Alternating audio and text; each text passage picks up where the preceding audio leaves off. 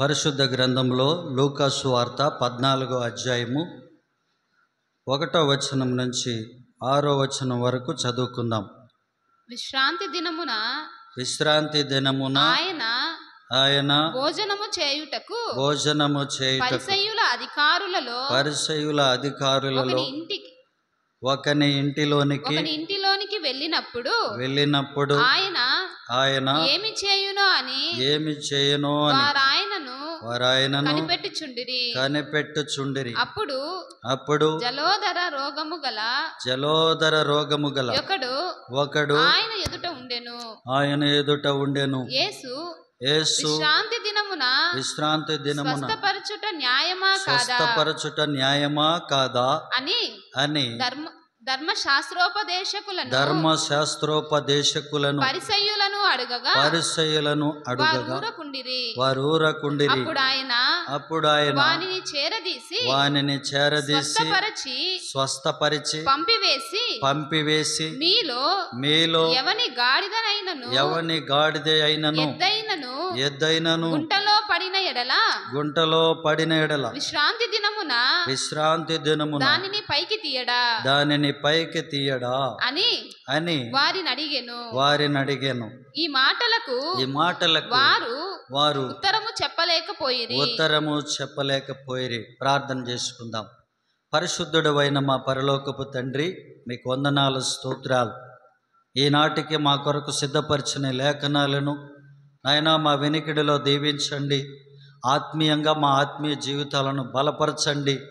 వింటున్నటువంటి ఆత్మీయులందరికీ అయా మేల్కొలుపును దయచేయండి. ఇందులో ఉన్న సత్యాన్ని మాకు బయలుపరిచి మీ దీవెన ఆశీర్వాదములతో నడిపించమని యేసు దివ్యనామములో ప్రార్థించి వేడుకొనుచున్నాము తండ్రి, ఆమెన్.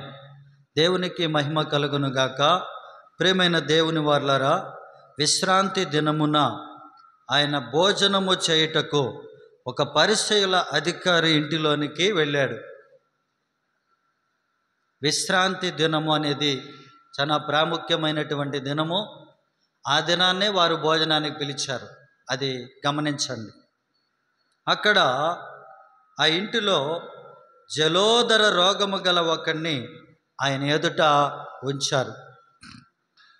అక్కడ ఉండెను అని రాయబడింది. కానీ చాలామంది చెప్తున్నటువంటి మాట ఏంటంటే, ఈ జలోదర రోగము కలిగినటువంటి వ్యక్తిని వారే అరేంజ్ చేశారని చాలామంది పండితులు చెప్పే మాట. ఎందుకంటే అది విశ్రాంతి దినము కదా. విశ్రాంతి దినమున ఈయనేమైనా వీడిని స్వస్థపరిస్తే, విశ్రాంతి దినమున నువ్వెందుకు స్వస్థపరిచున్నావని చెప్పి ఆయన్ని పట్టుకొని ఆయన్ని శోధించి ఆయన్ని ప్రశ్నించడానికి రెడీగా ఆల్రెడీ ఆ ఇంటికి భోజనానికి ఆయన పిలిచినారు. సరే, ఆయన వస్తాననేటప్పటికీ అతన్ని తీసుకొని పోయి ఆ ఇంట్లో వీళ్ళే పెట్టారనేది పరిశీలకుల యొక్క చాలామంది చెప్తున్నటువంటి మాట.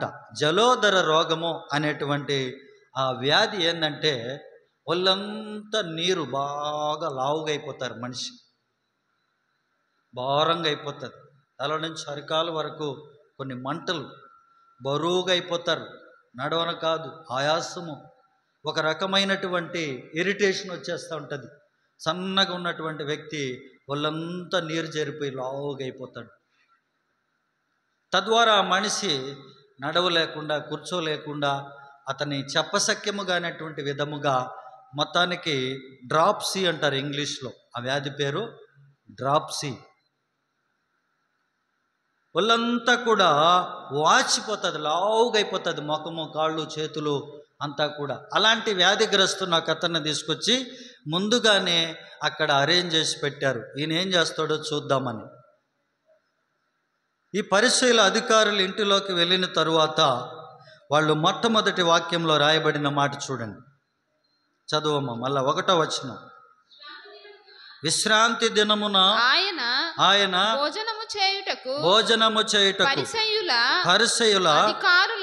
అధికారులలో ఒకని ఇంటిలోనికి వెళ్ళినప్పుడు ఆయన ఏమి చేయును అని వారాయనను చూసారా, కనిపెడుతున్నారంట. ఆయనను కనిపెడుతున్నారంట. ఆ ఇంటిలో ఆయన ఏమి చేయునో అని. ఇది కనిపెట్టుట ఏ విధమైనటువంటి కనిపెట్టుట మీరు ఒకసారి అర్థం చేసుకోండి. మంచి ఆలోచనలతో కనిపెడుతున్నారా? వాళ్ళు ఏదైనా విడుదల పొందాలని కనిపెడుతున్నారా? వారు ఏదైనా మేలు జరగాలని కనిపెడుతున్నారా? కానే కాదు. ఒకవేళ ఆయన ఏదైనా స్వస్థపరిస్తే ప్రశ్నిద్దామని కనిపెడుతున్నారు. ఇది కనిపెట్టాలి మనం. అది విశ్రాంతి దినము కదా. ఎవడైనా స్వస్థపరచబడితే అది కూడా ఒక క్రియ. విశ్రాంతి దినం పని చేయకూడదు కదా. నీవెట్లా స్వస్థపరిచినావు అని అడగడానికి వరకు ఆయనను తీసుకొచ్చి రోగం కలిగిన వాడిని ఆయన ఎదుట పెట్టి ఉన్నారు ఆల్రెడీ. అందుకనే వారు ఆయన ఏమి చేయనో అని ఆయనను కనిపెట్టుచున్నారు. చూసారా, ఆయన ఏమి చేయనో అని ఆయన కనిపెడుతున్నారు. ఇది పాజిటివ్గా కనిపెట్టడమా, నెగిటివ్గా కనిపెట్టడమా? చాలామంది దేవుని సన్నిధిలో ఇలాగనే మనల్ని కనిపెడతా ఉంటారు. 2 కొరింథీ పత్రిక 3వ అధ్యాయము 2వ వచనాన్ని చదివితే అక్కడ ఒక మాట రాయబడి ఉన్నది. 2 కొరింథీ 3వ అధ్యాయము 2వ వచనం. మా హృదయముల మీద వ్రాయబడి ఉండి మనుషులందరూ తెలుసుకొనుచు చదువుకొనుచు పత్రిక మీరే కారా. కాబట్టి మనుషులందరూ తెలుసుకునడానికి, మనుషులందరూ చదవడానికి, మనుషులందరూ చదువుతున్న పత్రిక ఎతుకుతున్నటువంటి వారు ఎవరు అంటే మనమే. వీరేమి చేస్తున్నారో అని కనిపెడతా ఉంటారు. మన జీవితాలను అబ్జర్వ్ చేస్తూ ఉంటారు. మన క్రియలను అబ్జర్వ్ చేస్తూ ఉంటారు. ఏదో ఒక రీతిగా తప్పులు మోపాలని, నిందలు వేయాలని, అవమానపరచాలని, ఏదో ఒక సాకు దొరకబోతుందని చాలామంది ఎదురు చూస్తూ ఉంటారు. ఇది పాజిటివ్గానా నెగిటివ్గానంటే నెగిటివ్గా కనిపెడుతున్నారు. అది ఎక్కడ? యేసయ్య దగ్గర. యేసయ్య దగ్గరకు వచ్చేది ఎందుకు? ఏదన్నా సమస్య వస్తే బాగుపరుచుకోవాలని, దుఃఖము ఓదార్చుకోవాలని, సమస్య తీరిపోవాలని, ప్రార్థన చేయించుకుంటే బాగుపడతామని, ఆ ఉద్దేశంతో దేవుని దగ్గరికి రావాలి. కానీ ఈయన ఏమైనా చేయకుండా పోతాడా, ఈయన ప్రశ్నిద్దామనేటువంటి కనిపెట్టుట చాలామందిలో ఉంటుంది. కనుక పౌలు గారు అంటున్నాడు, మనుషులందరూ తెలుసుకొనుచు చదువుతున్న మా పత్రిక మీరు కారా. కాబట్టి మనం గమనించాల్సింది, మనుషులందరూ ఏమి చదువుతారంటే, మనం బైబిల్ చదివితే మనుషులు మనల్ని చదువుతూ ఉంటారు. హల్లెలూయా. మనం బైబిల్ చదువుతుంటే మనల్ని మనుషులు చదువుతూ ఉంటారు. మనం కూర్చునేది, లేచేది, మన తప్పు ఏంటి, తప్పులు పట్టడానికే చాలామందిలో ఈ బలహీనత ఉంది.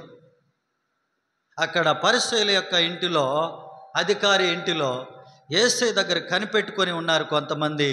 దేని కొరకంటే ఆయన ఏమైనా అద్భుతం చేస్తే విశ్రాంతి దినమున ఈ పని చేయకూడదు కదా అని ప్రశ్నించడానికి కనిపెట్టుకుని ఉన్నారు. 2వ వచనం చూడండి. ఇప్పుడు జలోదర రోగము గల ఒకడు ఆయన ఎదుట ఉండెను. యేసు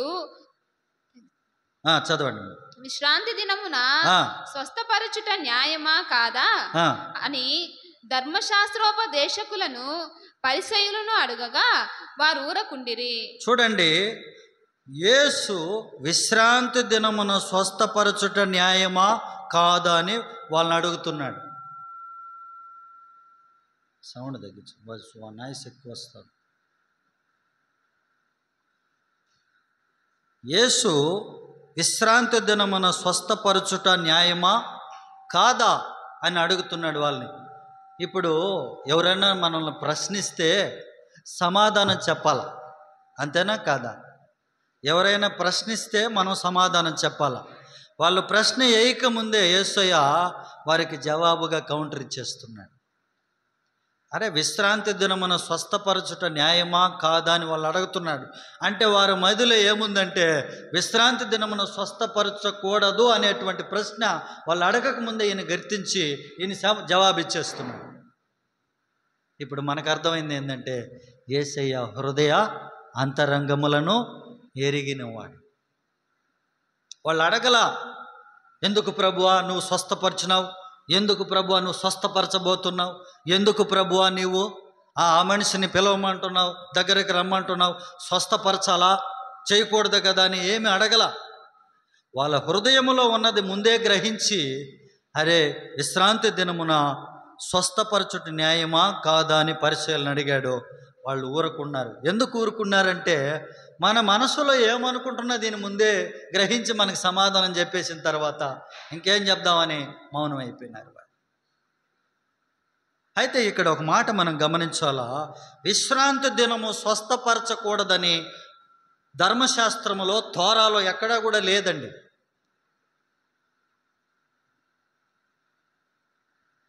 మరలా చెప్తున్నాను, విశ్రాంతి దినమున స్వస్థపరచకూడదు అని ఎక్కడా లేదు. కానీ వీళ్ళు ఏం చేస్తున్నారు, ఈ మత బోధకులు, ఈ యొక్క పరిచయులు, శాస్త్రులు, పని ఏది చేయకూడదు కదా, ఈ స్వస్థత కూడా ఒక పని, ఒక క్రియ కదా, అది కూడా చేయకూడదని చెప్పి మీకు ఎండలేవా, మీరు తిని త్రాగి విశ్రాంతి దినమని ఎందుకు వస్తున్నారని యేసయ్య కాడికి వచ్చే వాళ్ళని ప్రశ్నించారు. అందుకని యేసయ్య వచ్చేదాకా కూడా ఆ విశ్రాంతి దినము సాయంకాలమున ఆయన దగ్గరికి వాళ్ళు వచ్చారని రాయబడింది. ఎందుకు సాయంకాలమే వచ్చారు? శుక్రవారం సాయంత్రం నుంచి శనివారం సాయంకాలం దాకా విశ్రాంతి దినము, అప్పుడు దాకా ఏవి పనులు చేయకూడదు కదా. యేసయ్య దగ్గరకు వస్తే బాగుపడేది కూడా అదొక క్రియ. ఎంత నిష్టగా భక్తి చేస్తున్నారు చూడండి, ఎంత సాంప్రదాయమైనటువంటి బోధలు వారిలో నింపేశారు చూడండి, ఎంత భయంకరంగా చూడండి. ఒక ఆపదలో ఉన్నటువంటి ఒక వ్యక్తి కూడా స్వస్థపరచబడకూడదు ఆ రోజు అనేది ఎంత ఆచారము, ఎంత సాంప్రదాయం. అక్కడున్న ప్రజలకు ఏం బోధిస్తున్నారంటే, మీరు ఈరోజు తినకూడదు, మీరు ఈరోజు ఈ పని చేయకూడదు, ఏమీ చేయకూడదు, మీరు ఈరోజు ఆఖరికి స్వస్థత కూడా పొందకూడదు. అందుకని బోధలు చాలా భయంకరం, చాలా బరువులు పెట్టేస్తున్నారు ఈరోజు సంఘాల మీద కూడా.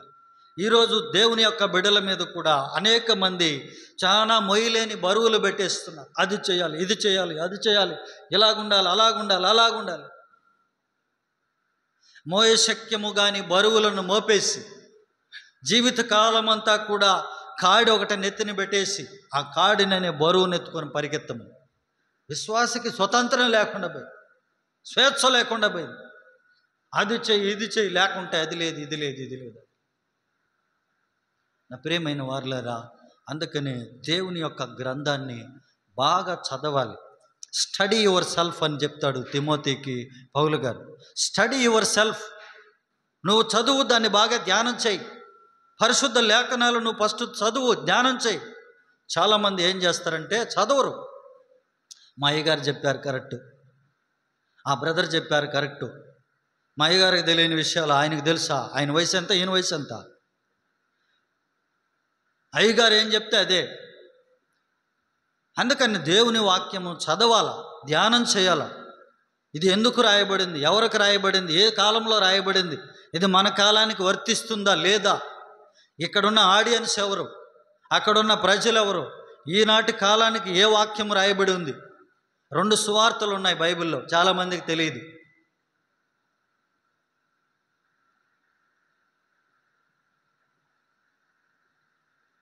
రెండు రకాల మనుషులు ఉన్నారు బైబిల్లో, చాలామందికి తెలియదు. దాన్ని తీసుకొచ్చి వీళ్ళని తీసుకొచ్చి దానికి చెప్పాను కదా, మోయశక్యము కానీ బరువులంతా మోపి మనుషులను చాలా భయంకరమైన ఆచారములతో. మత్తయి సువార్త ఒకసారి చూడండి, 7వ అధ్యాయం 7-8. మత్తయి సువార్త 7:7-8.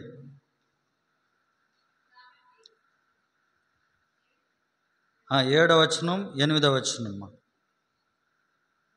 అడుగుడి మీకు ఇయ్యబడును, వెదుకుడి మీకు దొరుకును, తట్టుడి మీకు తీయబడును. అడుగు ప్రతివాడును పొందును, వెతుకువానికి దొరుకును, తట్టువానికి తీయబడును. మీలో ఏ మనుష్యుడైనను తన కుమారుడు తన్ను రొట్టెను అడిగిన ఎడల వానికి రాతినిచ్చునా? ఒక్క నిమిషం.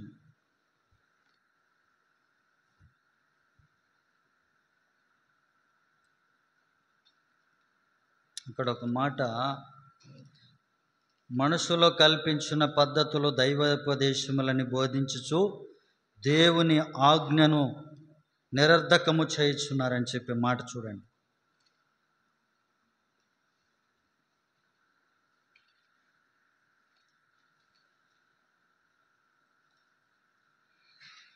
మనుషులు కల్పించిన పద్ధతులు దైవోపదేశములని బోధించుచు దేవుని యొక్క ఆజ్ఞను నిరర్ధకము చేయుచున్నారనే మాట. ఓకే, దేవునికి స్తోత్రం కలుగును గాక. ఆ వాక్యము ప్రభు చెప్తున్నాడు, మనుషులు కల్పించినటువంటి పద్ధతులు వాళ్ళు చెప్పింది ఇంక అంతే. దేవుని ఆజ్ఞను కూడా అతిక్రమిస్తారు, కానీ అయ్యగారు చెప్పిందే కరెక్టు.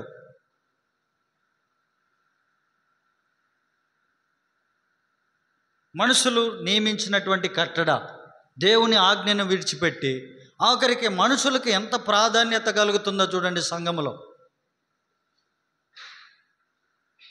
కనుక దేవుడు అంటున్నాడు ఇక్కడ, ధర్మశాస్త్ర వాక్యములో విశ్రాంతి దినమున స్వస్థపరచకూడదు అనేటువంటి ఆజ్ఞ ఎక్కడ లేదు. కానీ విశ్రాంతి దినము పని చేయకూడదు కదా అని ఇది కూడా ఒక పని కింద వాళ్ళు లెక్కేసి ఆఖరికి వ్యాధిలో ఉన్నటువంటి బాధలో ఉన్నటువంటి వ్యక్తిని కూడా స్వస్థపరిస్తే ఆయన్ని పాయింట్అవుట్ చేసి అడగాలని వారు ఎదురు చూస్తుంటున్నారు. ఇది ఒక సాంప్రదాయం అయిపోయింది. ఆ రోజు ఏం జరగకూడదు. అందుకని యేసే కింద అంటున్నాడు చూడండి, 4వ వచనం, 5వ వచనం.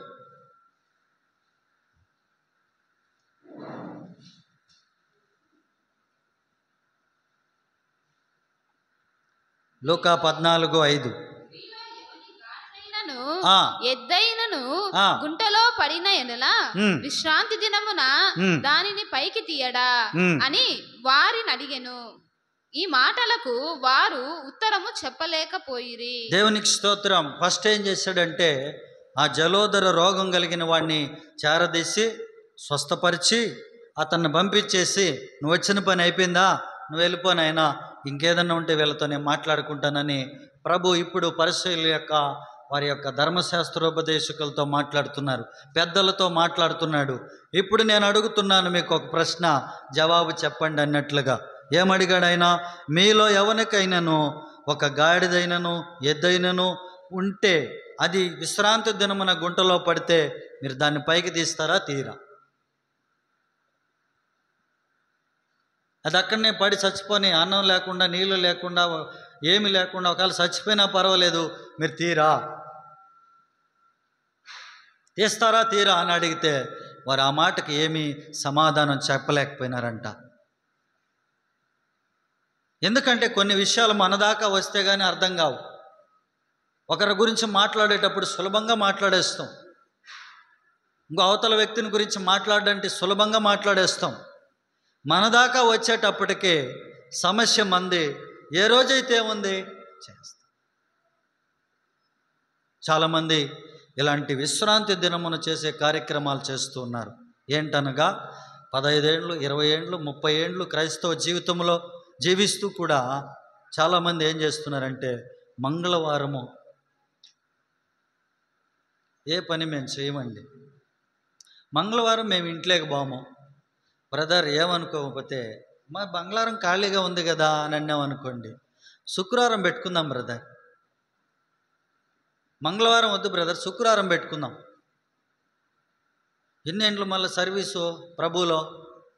15 ఏండ్లు 20 ఏండ్లు 30 ఏండ్లు. మంగళవారం వద్దు. ఇది ఎవరు కల్పించిన పద్ధతి? లోకం కల్పించిన పద్ధతి. దేవుడు ప్రతి దినాన్ని మంచిదిగానే చూస్తున్నాడని రోమాపత్రికలో దేవుని వాక్యములో ఉంటే మనం మంగళవారం అది చేయము, మంగళవారం ఇది చేయము. ఆఖరికి స్కూలు ఓపెన్ చేస్తే మంగళవారం 12వ తేదీ జూన్ 12 వస్తే ఆ రోజు పంపించరు. ఎందుకులే ఈరోజు రేపు పంపిద్దాం అనుకున్నాం. ఇన్ని రోజులు ఎట్లా ఉన్నాడో ఈరోజు ఏదన్నా మంచిగా చేసి పెట్టి షాక్ అది, అయ్యో బిడ్డలకి ఏం చేసి పెట్టలేదు బ్రదర్, ఏదో ఈరోజు మంచిగా అన్నం చేసి పెట్టి బాగా బిర్యానీ పెట్టి రేపు పంపిద్దాం అనుకుంటున్నాను. తెలివి ఆడ ఉపయోగిస్తారు. మనసులో ఉండేది ఏంది? మంగళవారం. మంగళవారం ఏం ప్రయాణం వద్దు, మంగళవారం కారు కొనేది వద్దు, మంగళవారం షాప్ ఓపెన్ చేసేది వద్దు, మంగళవారం ఏది వద్దు. ఇది ఎక్కడి నుంచి వచ్చినాయి? మనుషులు కల్పించిన పద్ధతులు. అదే ఒక ఉపదేశం అయిపోయింది, అదే ఒక తీర్మానం అయిపోయింది. ఒక పాస్టర్ గారికి 3 కొడుకులు. నిండు అమావాస్య. ముగ్గురు కొడుకులకి ఒకేసారి పెళ్లి చేశాడు. పెద్దవాడు, రెండోవాడు, మూడోవాడు విడివిడిగా చేస్తాం మనమైతే. ఒక పాస్టర్ గారు ముగ్గురు కొడుకులకి నిండు అమావాస్యలో ముగ్గురికి అమ్మాయి సంబంధాలు చూసి ముగ్గురికి ఒకే అమావాస్య రోజునే పెళ్లి చేశాడు. లోకంలో ఎక్కడా చేయరు ఆ పని, ఆయన చేశాడు. దాదాపు 2000 మంది పైన వచ్చేసారంట పెళ్ళికి. ఆ రోజు అనగానే మీడియా వాళ్ళు వచ్చేసారు. ఏందిరా నిండు అమావాస్యలో ఈ పాస్టర్ గారు పెళ్లి చేస్తున్నారు, వాళ్ళ బతుకులు బాగుండాలన్నా పని లేదా, ఏంది ఈయన చేసే పని ఏందని ఆ పెళ్ళి అంతా తంతు తతంగాలు అయిపోయిన తర్వాత మీడియా వాళ్ళు ఆయన అడుగుతున్నారు, పాస్టర్ గారు ఏమి మీరు నిండు అమావాస్యలో పెళ్లి చేస్తున్నారని. అవును, నాకు చేయాలనిపించింది, నేను చేస్తున్నానని. అందులో ముగ్గురికి ఒకేసారి, పెద్ద కొడుక్కి, రెండో కొడుక్కి, మూడో కొడుకు ఒకేసారి. ఈ రోజుకి స్టిల్ అందరూ బతికే ఉన్నారు, అందరూ బాగున్నారు, అందరికీ పిల్లలు కలిగారు, అందరూ హ్యాపీగానే ఉన్నారు. చూడండి, మనుషులు కల్పించినటువంటి పద్ధతులను దేవుని ఉపదేశంగా మార్చుకుని అలాగా సాంప్రదాయంలో జీవిస్తున్నారు, కానీ సత్యం వైపుగా ప్రజలు మళ్ళడం లేదు. అందుకని ఈరోజు మనం సత్యం వైపా సాంప్రదాయం వైపా? నీవు నేను సత్యంలో ఉన్నామా, సాంప్రదాయంలో ఉన్నామా? ఇక్కడ చాలామంది ధర్మశాస్త్రోపదేశకులు సాంప్రదాయము, ఎందుకంటే మొదటి నుంచి అలాగొచ్చేస్తుంది. విశ్రాంతి దినమున స్వస్థపరచబడకూడదు, విశ్రాంతి దినం పని చేయకూడదు, విశ్రాంతి దినం ఏమీ చేయకూడదని మరి నియమించబడ్డాడు. యేసయ్య వారికి ఒక మేల్కొలుపుని దయచేశాడు. ఏంటనగా, విశ్రాంతి దినమున మీకేదైనాను ఎద్దైనను గాడిదైనను ఉంటే దాన్ని మీరు బయటకు తీరా. కింద 1వ మూలవచనంలో ఏమని ఉంది? ఎవనికై కుమారుడైనను ఉండిన ఎడల వాడిని మీరు పైకి తీస్తారా లేదా? అంటే ఈ ఎద్దు కంటే ఈ గాడిద కంటే మనుషుడు శ్రేష్టమైన వాడా కాదా? అతనికి స్వస్థత అవసరం ఉందా లేదా? అతనికి స్వస్థం ఇప్పుడు కావాలా? ఈ ఎద్దుల కంటే గాడిదల కంటే మనుషుడు శ్రేష్టమైన వాడు. అతన్ని స్వస్థపరచాలి, అతన్ని బాగుపరచాలి. సమాజంలో ఎన్నో రకాలుగా మనుషులు పాడైపోతున్నా కూడా ఎవరు పాప బంధకాల్లో పడిపోతున్నా ఎవరు పట్టించుకుంటారు? అలాగనే అయిపోతున్నారు ప్రజలు. ఎవరు ప్రార్థన చేస్తున్నారు? ఎవరు పట్టించుకుంటున్నారు? పాడైపోతున్నటువంటి వ్యక్తి కొరకు ఎవరు ప్రాణం పెట్టారు? సమాజంలో ఇవన్నీ మనం ఆలోచన చేస్తే సాంప్రదాయాల ప్రకారం, ఆచారం ప్రకారం మనుషులు కల్పించిన మార్గాల గుండా వెళ్ళిపోతున్నారు. కానీ దేవుడు అంటున్నాడు, ఎద్దుల కంటే గాడిదల కంటే ఒక మనుషుడు శ్రేష్టమైన వాడు. ఆ మనుషుని స్వస్థపరచాలి, ఆ మనుషుని బాగుపడాలి, ఆ మనుషుని లేవనెత్తాలి, ఆ మనుషుని పైకి తీయాలి. దేవుని నామానికి మహిమ కలుగును గాక. ఎంత అద్భుతమైన మాటలు దేవుడు వారికి బయలుపరిచాడు చూడండి. ఈ ఎద్దు కంటే ఈ గాడిద కంటే మనుషుడు శ్రేష్టమైన వాడు కాదా? అతనికి స్వస్థత ఇప్పుడు అవసరం, అది చేయాలన్నా పని లేదా అని దేవుడు వారి ఎదుట చేసి వారికి జ్ఞానోదయాన్ని కలగజేస్తున్నాడు. ఇంకేం మాట్లాడలేకపోయినారు. అయితే మీకంటూ ఒక బిడ్డ ఉంటే, మీకంటూ మీ ఇంట్లో ఒక వ్యక్తి ఇలాంటి వాడు ఉంటే మీరు గమ్మనే ఉంటారా? విశ్రాంతి దినమున మనం ఎట్ట కావాలంటే అట్ట మారిపోతాంలేండి. మంగళవారం ఏ పని చేయకూడదు అనుకున్న మనము ఏదైనా ఒళ్ళు బాగా లేకుండా వచ్చేస్తే పరిగెత్తా పోదాం హాస్పిటల్కి, రేపు పోదాం అని ఎవరన్నా అంటారా? బుధవారం పోదాం, ఈరోజు బాగలేదని అంటారా? అయ్యో ఎవరో ఒకరిని పిలవంటారా, నాయనా పదాం, అయ్యో అయ్యో వాడిని పిలువు, ఈయన పిలువు, ఎవరు పట్టించుకోలేదు. అప్పుడు ఆడకపోయింది నీ మంగళవారం. అంతే కదమ్మా. కనుక మనం ఈరోజు సత్యం వైపా సాంప్రదాయం వైపా? చాలామంది ధర్మశాస్త్రోపదేశుల మాదిరిగా పరిసయ్యుల్లాగా తప్పులు మోపడానికి, తప్పులు చూపించడానికి, బోధలో తప్పులు ఎతకడానికి ప్రయత్నం చేస్తున్నారు. కానీ సత్యము ఏంటి అనేది చదవలేకపోతున్నారు, చదివి గ్రహించలేకపోతున్నారు, సత్యములో నడిపించలేకపోతున్నారు. అందుకనే చాలామంది మొదటగా నేను జ్ఞాపకం చేసేది ఏంటంటే, పరిసయ్యులు యేసయ్యను కనిపెడుతున్నారంట. ఎందుకొరకు కనిపెడుతున్నారంట? ఈయన ఏమైనా చేయబోతున్నాడు, దాన్ని మనం ప్రశ్నించాలి. ప్రజల కన్నులు ఎలా ఉంటాయి చూడండి. మనల్ని పరిశీలించటానికి, మనల్ని ఏదో నిందించటానికి, మనల్ని ఏదో ఒకటి పాయింట్అవుట్ చేయడానికి, మన మీద ఏదో ఒక నేరం మోపడానికి. చిల్లర మార్చుకునే దానికి కూడా అంగళికి పోవాలంటే భయం. ఏం బెదరాడు నిలబడుకోండిడా, చిల్లర మార్చుకునే దానికి కూడా ఆడికి పోకూడదు. పాస్టర్ గారు అనేవాళ్ళు అప్పుడప్పుడు, ఏదన్నా మనం తినాలంటే తీసుకునేడన్నా దూరంగా వెళ్ళిపోదాం పాయా స్వామి, రాణ వద్దు. ఈ ఏరియాలో ఏమన్నా షాపులు ఉన్నాయా, లోక సంబంధమైన షాపుల కాడ నిలబడుకొని చుట్టుపక్కల ఆడ వద్దులే, మనం ప్యాకెట్ తీసుకుని అట్టా వెళ్ళిపోయేది. మేము దాన్ని దూరం కూర్చొని కొంచెం వాక్యం బోధించుకొని మాట్లాడుకుంటా ఏదో కొంచెము ఆ స్నాక్స్ తినేసి ఎవరి పాటుకోళ్ళు వచ్చేస్తూ ఉంటాం. పాస్టర్ గారు అనేవాళ్ళు, ఎడొద్దులేయా, ఎవరన్నా చూస్తే బాగుండదు. ఎందుకంటే ప్రజల యొక్క మనసులు ఫస్ట్ ఏం చేయాలా, తప్పులు పట్టడానికే ప్రయత్నం చేస్తుంటారు. అది ఎవరి మనస్తత్వం?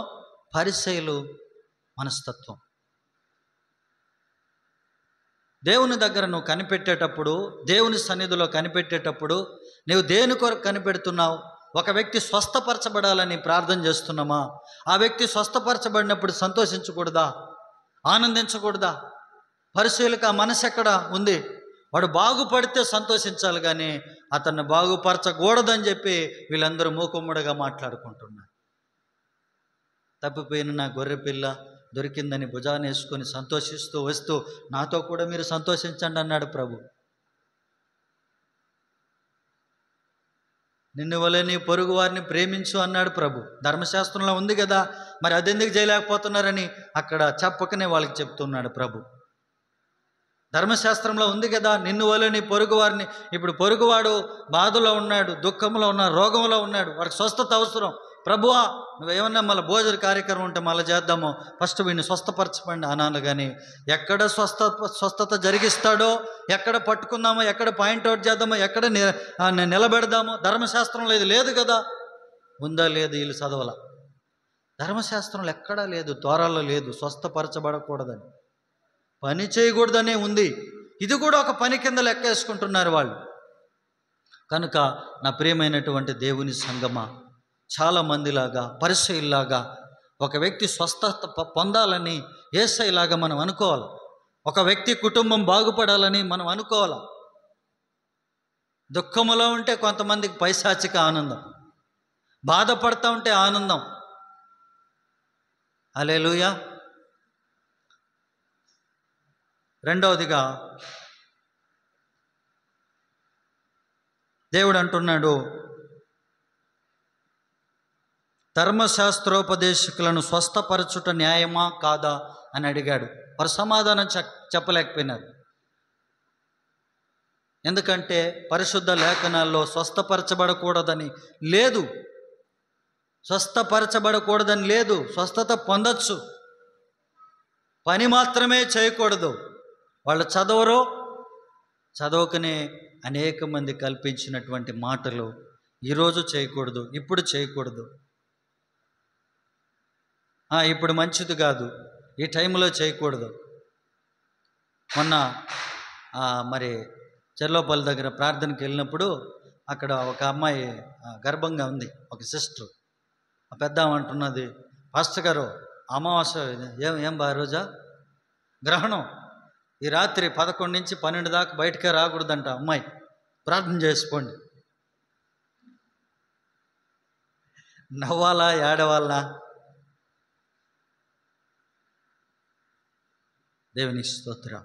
తల్లి గర్భములో రూపించే దేవుడు తల్లికి కానీ బిడ్డనికి కానీ హాని చేస్తాడా? చేయడే. మనుషులకు కల్పించిన పద్ధతులు, సాంప్రదాయంగా వస్తున్నటువంటి అలవాట్లు ఈరోజు మన జీవితాల్లో ఈ 3 విషయాల్లో దేవుని దగ్గర కనిపెట్టేటప్పుడు ఒక మనిషి బాగుపడాలని, ఒక మనిషి స్వస్థపరచబడాలని, ఆ కుటుంబము మేలు పొందుకోవాలని మనం ప్రార్థన చేయాలి.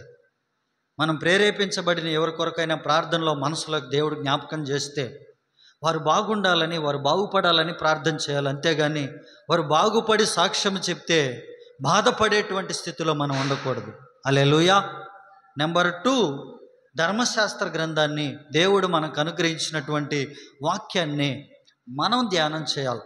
ఎవరో చెప్పడం కాదు, పెద్ద ఆయన చెప్పినాడు కరెక్ట్ అని కాదు, బ్రదర్ చెప్పాడు కరెక్ట్ అని కాదు. దేవుని లేఖనాలు ఏమున్నాయి, ఎవరికి రాశారు, అక్కడ ఆడియన్స్ ఎవరు, అక్కడ ప్రజలు ఎవరు, అక్కడ ఎవరికి రాశారు, ఆ పరిస్థితులు ఏంటి. ఇప్పుడు వందల కొద్ది వేల కొద్ది క్రైస్తవ డినామినేషన్లు బోధలు వచ్చినాయంటే కారణం వారు ఒక్కొక్కరు ఒక్కొక్క విధంగా అర్థం చేసుకున్నారు కాబట్టి ఇక్కడ కూడా ఇన్ని డినామినేషన్లు వచ్చినాయి. మనుషులు కల్పించినటువంటి పద్ధతులు, దేవుని ఆజ్ఞను సైతం పక్కన పెడుతున్నారండి. ఈరోజు నుంచైనా చేద్దామా, ఏదన్నా పని మొదలు పెట్టేటప్పుడు ఏదన్నా రిజిస్ట్రేషన్ చేసుకోవాలంటే మంగళవారం వెళ్ళొచ్చు, ఒక ఆధార్ కార్డు చేంజ్ చేసుకోవాలంటే మంగళవారం వెళ్ళొచ్చు, ఖాళీగా ఉంటుంది. ఏదైనా ఒక బండి సర్వీస్కి పెట్టాలంటే మంగళవారం వెళ్ళొచ్చు. ఏదైనా ఊరికి పోవాలంటే మంగళవారం ఖాళీగా ఉంటుంది, అంగడి మూసేసి పోతా ఉండొచ్చు. మంగళవారం కూడా దేవుడు పెట్టిందే కదా. కనుక ఇంకా సాంప్రదాయంలోనే సత్యం వైపుగా ఎప్పుడు మళ్ళేది మనం. మూడవదిగా, ఎద్దులు గాడిదల కంటే మానవుడు శ్రేష్టమైన వాడు అని ప్రభువు అక్కడ చూపిస్తున్నాడు. మీకు ఎవరికైనా ఎద్దులు గాడిదలు ఉంటే అది గుంటలో పడితే ఆ రోజు తీస్తారు కదా, వాళ్ళకంటే ఈ రోగం కలిగిన వాడు చాలా ప్రాముఖ్యమైన వ్యక్తి. ఇతనికి స్వస్థత అవసరం, ఇతడు స్వస్థపరచబడాలి. అందుకనే చేరదీసి, ఆ మాట నాకు చాలా ఇష్టం, ఆ రోగం కలిగిన వాడిని చేరదీసి స్వస్థపరిచి అతన్ని పంపించాడంట ప్రభు. ఈరోజు మనకు ఏది అవసరమైందో ప్రభు సన్నిధిలో దేవునికి తెలుసు. అతనికి స్వస్థత అవసరం, దేవుడు చేశాడు. మనకు ఇంకోటి అవసరం, దేవుడు చేస్తాడు. మనుషులు ఎవరు ఏమనుకున్నా కూడా, మనుషులు ఏ మనస్తత్వాలు కలిగి ఉన్నా కూడా దేవుడు తను చేయాల్సింది మన జీవితాల్లో చేస్తాడు. హల్లెలూయా. నమ్ముదాం ఆ మాట. కనుక ఈ ఉదయకాల సమయంలో మనం ప్రార్థన చేయబోతున్నాం. ఇప్పుడు ఆ ప్రార్థనలో ఎలాగుండాలంటే, ఒక వ్యక్తి కానీ, ఒక కుటుంబం కానీ, ఒక ప్రజల కొరకు మనం ప్రార్థన చేసేటప్పుడు వారు విడుదల పొందాలి, వారు బాగుపడాలి, వారు స్వస్థత పొందాలి అనే ఒక మనస్తత్వంలో ఉండాలి. కానీ బాగుపడి ఏదన్నా చేస్తే అయ్యో వాళ్ళకి జరిగిపోయింది. ఈ పరిచయులంట, ధర్మశాస్త్రోపదేశకులంట, ఆయన ఏమి చేయనో అని వారు ఆయనను కనిపెట్టుకొని ఉన్నారంట. జరగకూడదనేది వాళ్ళ ఉద్దేశం, స్వస్థత పొందకూడదనేది వాళ్ళ ఉద్దేశం. పని చేయదగిన 6 దినములు మీకున్నాయి, ఆ రోజు పని చేసుకోండి, 7వ దినం విశ్రాంతి దినము. కనుక ఆ విశ్రాంతి దినం పని చేయొద్దు, స్వస్థత పొందొద్దు, బాగుపడద్దు. ఏంటండి మనుషులు చేసిన పని? అందుకని యేసయ్య చెప్తున్నాడు, విశ్రాంతి దినమున స్వస్థత పొందవచ్చు. వారు ఏమి సమాధానం చెప్పలేకుండా, వారు ప్రశ్నించక ముందే వారికి జవాబు ఇచ్చేస్తున్నాడు. విశ్రాంతి దినమున స్వస్థపరచుట న్యాయమా కాదా? ఇంకేం చెప్తారు? చదువు ఉంటే కదా, ఉందా లేదా బైబిల్లో ఆ మాట?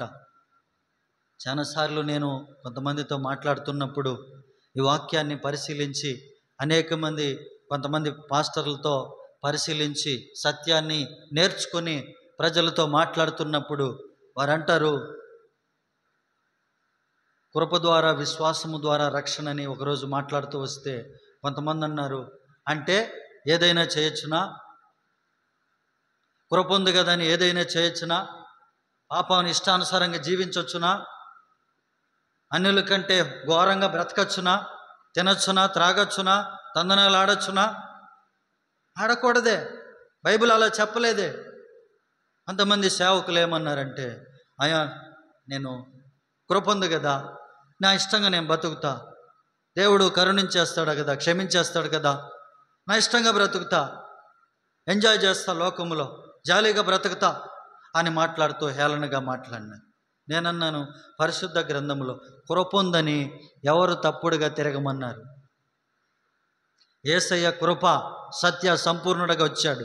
ఆయన అన్నాడు ఒకటే మాట, నాలో పాపం ఉన్నదని మీరు ఎవరైనా రుజువు చేయగలరా? లేదే, కృప ఉంది కదా, ఆయన చేయొచ్చు కదా, పాపపు మాటలు మాట్లాడచ్చు కదా. చూడండి, చాలామంది లేఖనాలను అర్థం చేసుకున్నట్లో పొరపాటు పడుతున్నారు. కాబట్టి ప్రజలందరూ కన్నులు కూడా మన మీదనే ఉన్నాయి. మనుషులందరూ చదువుకొనుచు తెలుసుకొనుచున్న పత్రిక నీవు నేను మనమే. కనుక ప్రజల మధ్యలో జీవించేటప్పుడు జాగ్రత్తగా, పరిశుద్ధంగా, ప్రభు చెప్పినట్లుగా నాలోని పాపమున్నదని మీరు ఎవరైనా రుజువు చేయగలరా? అనేక మంది కన్నులు యేసు ప్రభు మీదనే ఉన్నాయి. ఆయన చదివేస్తున్నారు అణువణువున. ఈరోజు మన జీవితాల్లో కూడా ఇలాంటి వారు ఉంటారు. ప్రభు యొక్క బైబిల్ పట్టుకొని ప్రభువుకు ప్రార్థన చేసేవారుగా, ప్రభు కొరకు బ్రతికే వారేముగా మనం ఎలా ఉండాలా?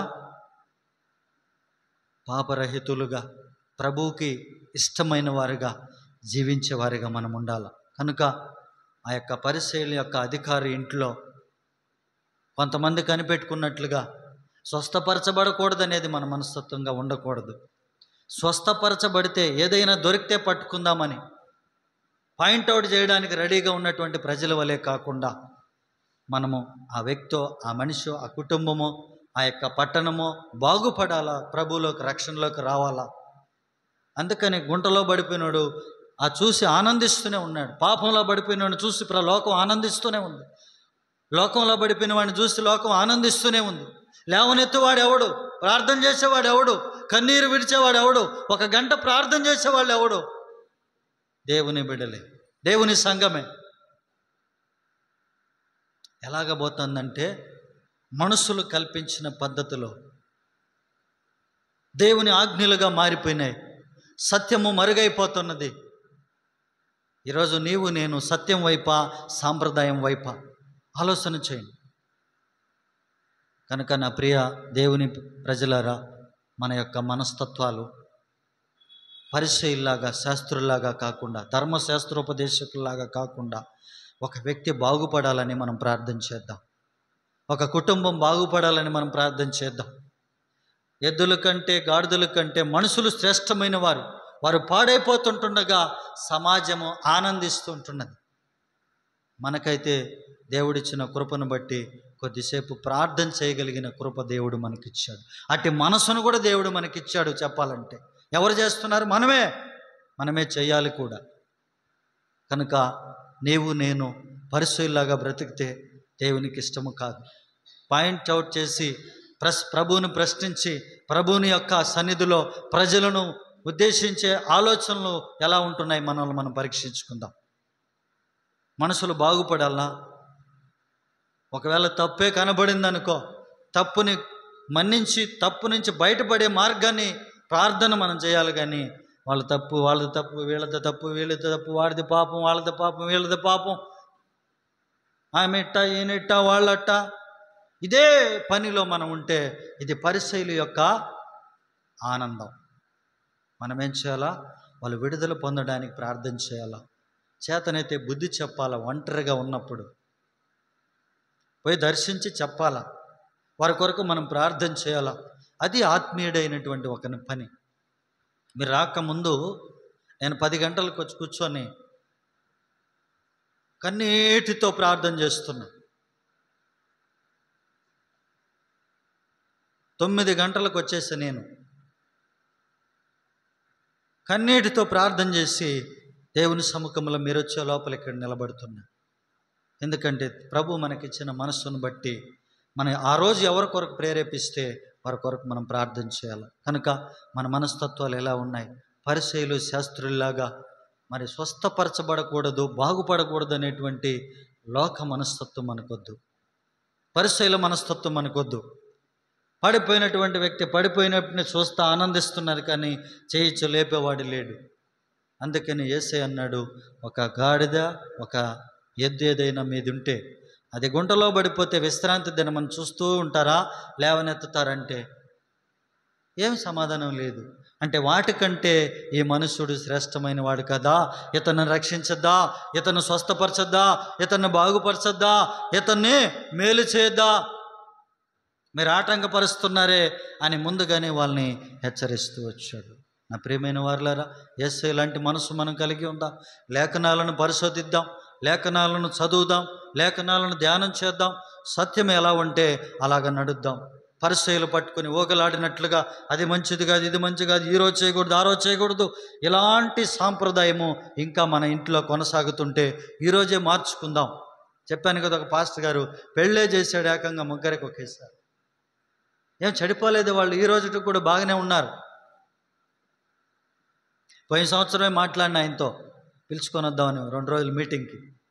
కొంచెం ఖర్చు ఎక్కువ అవుతుందని చేతిలో రెడీగా లేదు కాబట్టి గమ్మనైపోయాను. ఎప్పుడో ఒకరోజు పిలుస్తాం.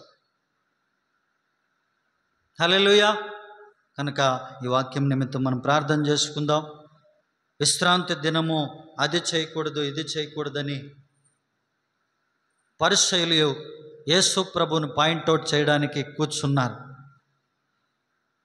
యేసు ప్రభు మీద కనుదృష్టి పెట్టినట్టుగాని ప్రజలందరూ కూడా మన మీద కనుదృష్టి పెట్టి ఉంటారు. మనుషులందరూ చదువుతూ తెలుసుకొనుచున్న పత్రికలు మనమే. అన్యజనుల మధ్యలో జీవించేటప్పుడు ఎలాగ జీవిస్తున్నాం? ఇష్టానుసారంగా ఉంటే దేవునికి మహిమ రాదు. పరిసయ్యుల్లాగా ఈరోజు చేయకూడదు, ఆ రోజు చేయకూడదు, ఈరోజు వెళ్ళకూడదు, ఈ టైం బాగలేదు, ఆ టైం బాగలేదు అనేది సత్యము కాదు, అది సాంప్రదాయము, ఆచారము. ఈరోజు నువ్వు సత్యములో ఉన్నావా, సాంప్రదాయములో ఉన్నావా? మనుషులను అనుసరిస్తున్నావా, దేవుని వాక్యాన్ని అనుసరిస్తున్నావా? పరిసయ్యుల మనస్తత్వం కలిగి ఉన్నావా, దేవుని మనస్సు కలిగి ఉన్నావా? ఆ రోజు ఆయనకు అద్భుతమైన శక్తి ఉంది, స్వస్థపరిచాడు. ఈరోజు అద్భుతమైన అవకాశం ఉంది ప్రార్థన చేయడానికి మనకు. మహాపరిశుద్ధుడా, నీకు వందనాలు, స్తోత్రములు. ఒక విశ్రాంతి దినమును గురించిన విషయాలు పరిసయ్యులు, ధర్మశాస్త్రోపదేశకులు ఒక వ్యక్తిని తీసుకొచ్చి ఆ ఇంటిలో ముందుగానే సిద్ధపరిచి ఆయన ఏమి చేయను అని కనిపెట్టుకొని ఉన్నారు. బాగుపడకూడదని ఆయన ఉద్దేశం, వారి ఉద్దేశం. అయితే యేసయ్య వారి మనస్తత్వాలు ఎరిగిన నీవు వారి ప్రశ్నకు జవాబు ఇచ్చేస్తూ అవసరతలు కలిగిన వాడిని స్వస్థపరిచినావు, బాగుపరిచినావు. ఆపదలో ఉన్న వాడిని లేవనెత్తినావు. ఎద్దుల కంటే గాడిదల కంటే మనుష్యుడు ముఖ్యమైన వాడు. వాడిని స్వస్థపరచాలి, వాడిని బాగుపరచాలనేటువంటి ఆ మనస్సు నీకుంది నాయన, నీకు వందనాలు. వారి కొరకు ప్రార్థన చేసే మనస్సు మాకు ఇవ్వండి. మనుషులు చెప్పే బోధలు, కల్పనా కథలు, సాంప్రదాయమైన విషయాలు కాక సత్యమును నేర్చుకోవడానికి మాకు ఇచ్చే అవకాశాన్ని బట్టి వందనాలు.